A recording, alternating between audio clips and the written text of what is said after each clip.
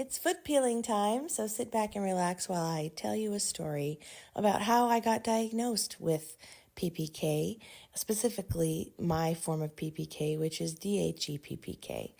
A lot of people don't understand that this is not just my normal skin getting super calloused because, I don't know, I use my feet a lot or something. This is genetic mutation. And the journey is rather simple, but also very meandering.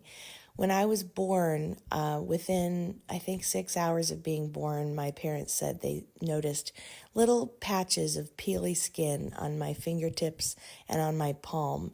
And in fact, that's exactly how my son's skin presented within 24 hours of being born.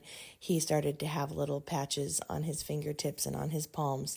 And at first, my parents just thought, babies have a bunch of interesting skin transformations in the first 24 hours, in the first 48 hours. So we'll just see what this is. But it never went away. They would peel it away and then it would come back the next day. And that continued for some time until it continued to grow thicker and thicker and became these patches of callus all over my hands and feet. And within a few months, it had entirely filled out.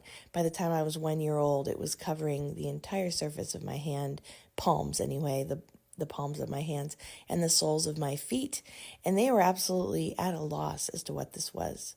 Despite my condition being hereditary, neither of my parents have it.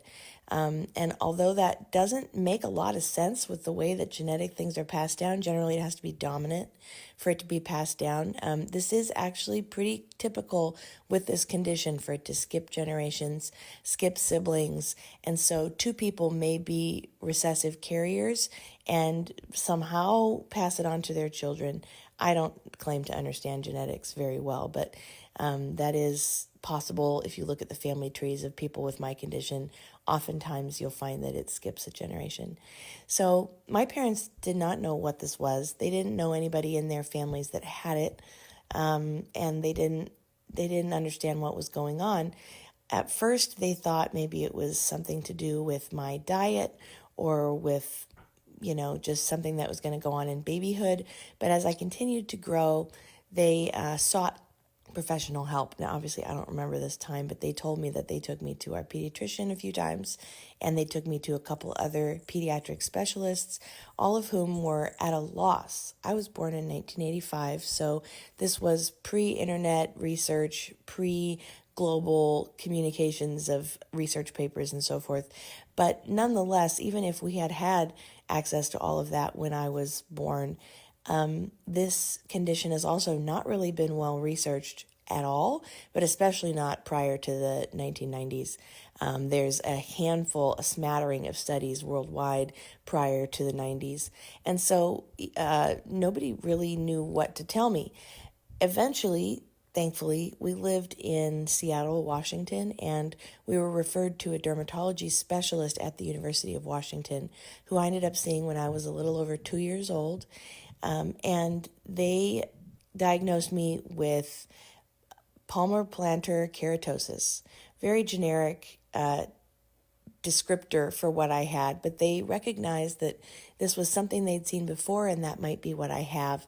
Palmar meaning of the palms of the hands, plantar meaning of the soles of the feet, keratosis meaning excess keratin or overgrowth of keratin, big keratin, which indeed is what it is. In subsequent years, I knew that just as my only diagnosis, but in talking to doctors over the years, I was able to hone in that it was probably PPK, palmar-plantar keratoderma, which in the late 90s became something that was diagnosable by a number of traits.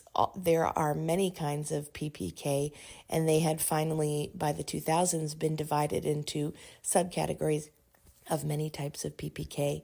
And then just doing my own research, one day when I was 17, 18 years old, I was just Googling PPK, palmar-plantar keratosis or keratoderma, and I came across an article about epidermolytic palmoplantar keratoderma and diffuse hereditary epidermolytic palmoplantar keratoderma, which is specifically what I have.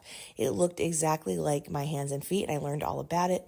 And then using that search term, searched a whole bunch more on the internet and have been doing so ever since. I'm now 38, so for 20 years, I've been researching the crap out of this. I've read every study available publicly, and I've learned how to take care of it, how to treat it, what medications are used. I'm part of groups online where I can hear people's anecdotes about using the medications, which has led me to the decision to not try these medications because on the whole, they don't help or they hinder as much as they help in different ways, and I just don't want that for myself. There is one way to get a proper formal diagnosis, which is to do genetic testing, and that's something that I think I'm going to do soon, just so that I have it in my back pocket. But I do know that that's what I have, DHEPPK. And I got to take the skin off one way or another because I refuse to take medication. And I think I do a pretty damn good job. See you later.